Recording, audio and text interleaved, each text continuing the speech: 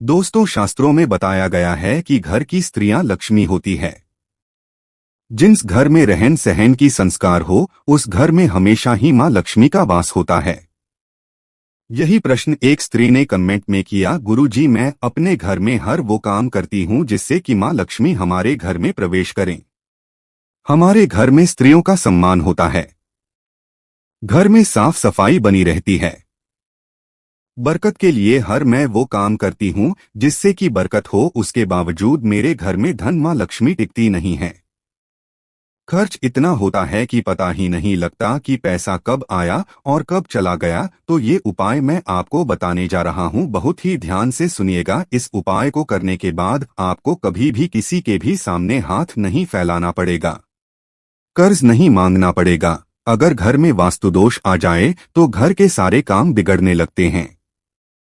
साथ ही साथ पैसों की किल्लत हमेशा आगे की ओर बढ़ने लगती है। पैसे आते हैं पर कहाँ खर्च हो जाते हैं पता ही नहीं लगता। इसलिए हमें अपने घर की छोटी छोटी बातों पर ध्यान देना चाहिए। हर वो काम करना चाहिए जिसे हम नजरअंदाज कर देते हैं। मैं बात कर रहा हूं आपके घर के मुख्य दरवाजे की, क्योंकि इसी से हम घर के अंदर और बाहर की ऊर्जा आते जाते हैं। बल्कि सकारात्मक और नकारात्मक ऊर्जा भी यहीं से अंदर आती और जाती हैं। बहुत मुश्किल नहीं है। बहुत ही साधारण भाषा में आपको बताता हूं।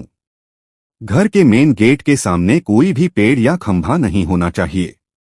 इसकी छाया आपके घर पर अशुभ प्रभाव डालती है। अगर किराए के घर में आप रहते हैं तो तुरंत ही अपने घर को बदल सकते हैं, तो बदल दीजिए। या फिर आप अपने घर के मुख्य दरवाजे पर स्वस्तिक का चिन्ह भी बना सकते हैं।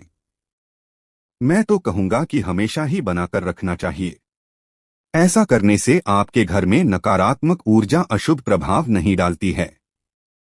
दोस्तों, वास्तुशास्त्र के अनुसार आपके घर के वास्तु दोष को दूर करने के लिए या कम करने के लिए आपके घर के आसपास या घर के आंगन में तुलसी का पौधा होना बहुत जरूरी है। और इस चीज का ध्यान रखें कि तुलसी का पौधा सूखे ना। ऐसा करने से आपके घर में सकारात्मक ऊर्जा का प्रवेश बना रहेगा।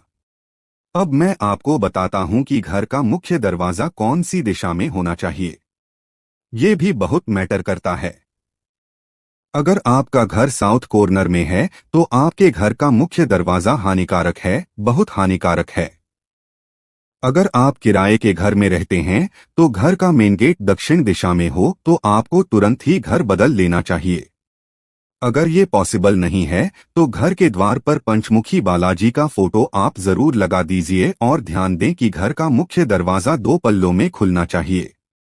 इससे आपकी आर्थिक स्थिति पर बहुत ही गहरा प्रभाव पड़ता है। घर का मुख्य दरवाजा अंदर की ओर खुलना चाहिए। अगर आपके घर का मेन गेट बाहर की ओर खुलता है तो सुख समृद्धि भी बाहर की ओर चली जाती है। अगर आप घर में कोई भी चीज उपयोग में नहीं लेते हैं तो तुरंत ही उसे घर से हटा दीजिए। पुराना झाड़ू कबाड़, पुरानी जो जूते चप्पल हैं, उन सभी को हटा दीजिए। स्पेशली अमावस्या के दिन ये काम आप जरूर करें। ऐसा करने से आपके घर में नई चीजों का आगमन होता है। अब मैं आपको बहुत ही महत्वपूर्ण बात बताने जा रहा हूं। वो बात यह है कि पानी जो है आपके घर का, वो कभी भी बहना नहीं चाहिए।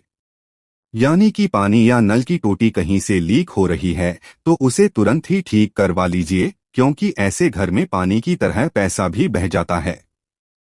किचन का सिंक हो या बाथरूम का नल हो, बिल्कुल ही ठीक होना चाहिए ताकि मां लक्ष्मी आपके घर में वास कर सके, जिसको करने से कभी भी धन की कमी आपको नहीं होगी। बुरा वक्त आपको कभी नहीं देखना पड़ेगा। किसी के सामने आपको हाथ ना फैलाना पड़े, उसके लिए उपाय बताऊंगा अभी मैं आपको। आप देखेंगे कि आपके घर में हफ्ते भर के अंदर ही सारी मुसीबतें दूर की ओर भागने लगेंगी। आपके घर में धन का आगमन के रास्ते खुलते हुए आपको नजर आएंगे। आपका कर्जा धीरे धीरे समाप्त होने लगेगा। अब आपको करना क्या है वो मैं बताता हूं। आपके घर के मुख्य दरवाजे पर डोरमेट या पायदान जरूर होना चाहिए। ये आपकी हर प्रकार के वास्तुदोष की समस्या का समाधान है। दोस्तों, कई लोग अपने घर के मुख्य दरवाजे पर डोरमेट नहीं रखते हैं, लेकिन ये गलत है। पायदान हमेशा ही चौकोर लेकर आए हैं।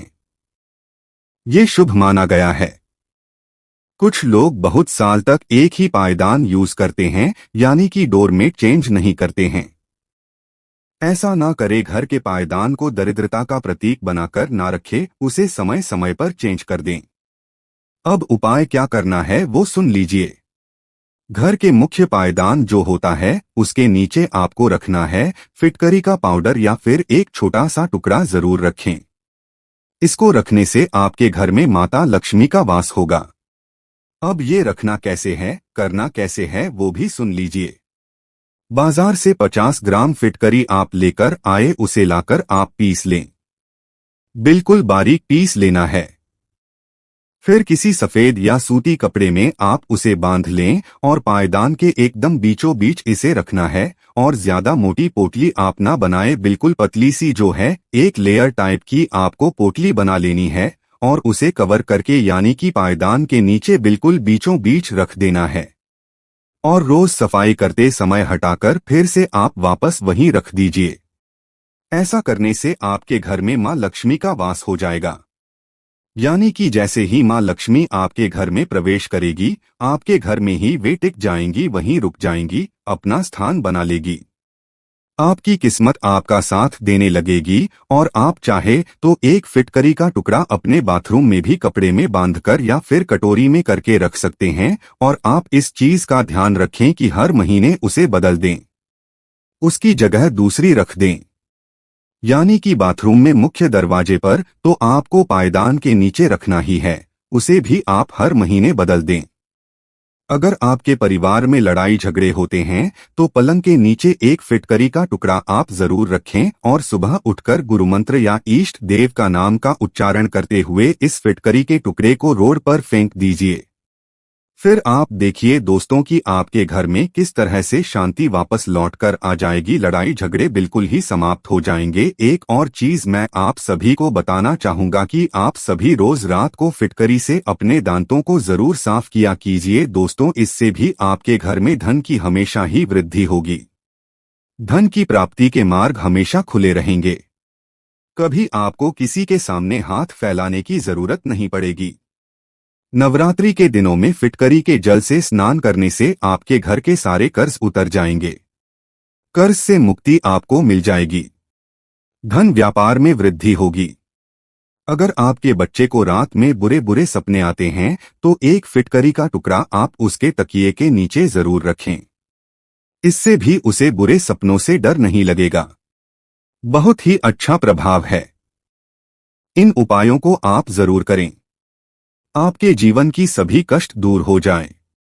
और चैनल को सब्सक्राइब जरूर कर दीजिएगा दोस्तों, पास वाला बेल आइकॉन जरूर दबाइएगा ताकि सबसे पहले हमारे वीडियो का नोटिफिकेशन आपको मिलता रहे। वीडियो पसंद आया है तो वीडियो को सभी के साथ शेयर करें। मिलता हूं अगले वीडियो में। जय श्री राम।